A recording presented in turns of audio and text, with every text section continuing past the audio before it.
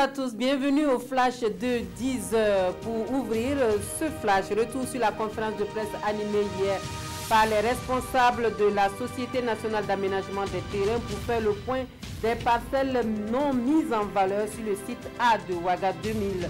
Plus de 400 parcelles sont recensées et transmises aux autorités compétentes qui devraient statuer sur leur sort conformément au texte en vigueur. Cela marque le début d'une opération qui devra se poursuivre sur les autres sites.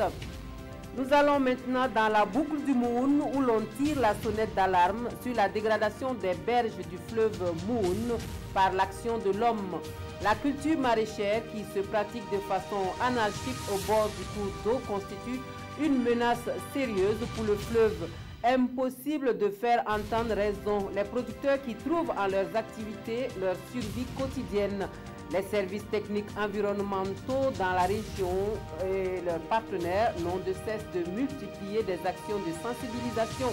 Nous verrons tout cela dans notre édition de la mi-journée. Et puis à l'Est, c'est le projet Mango de l'ONG Action contre la faim qui aura permis dans sa phase terrain de dépister et de prendre en charge plus d'1 millier d'enfants souffrant de malnutrition aiguë sévère. Le projet de recherche et de prise en charge de la malnutrition qui arrive à son terme après 3 ans d'exécution. Les responsables font le point de la mise en œuvre et livrent les résultats du programme. À Fadan Gourmand, des détails dans notre édition de 13h. Et puis, pour finir, actualité hors de chez nous, au Venezuela, Nicolas Maduro qui souffle le froid et le chaud.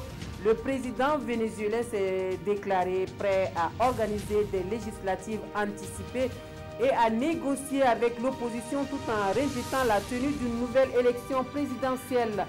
Pendant ce temps, une enquête vient d'être ouverte par la justice vénézuélienne contre Juan Guaido pour atteinte à la paix de la République. L'opposant qui dit n'être pas étonné par cette décision réclame de la part de l'Union européenne plus de sanctions contre le régime de Maduro qui continue d'avoir le soutien de la Russie. Fin de ce flash. Merci de votre attention. Je vous retrouve à 13h pour plus d'informations. À tout à l'heure.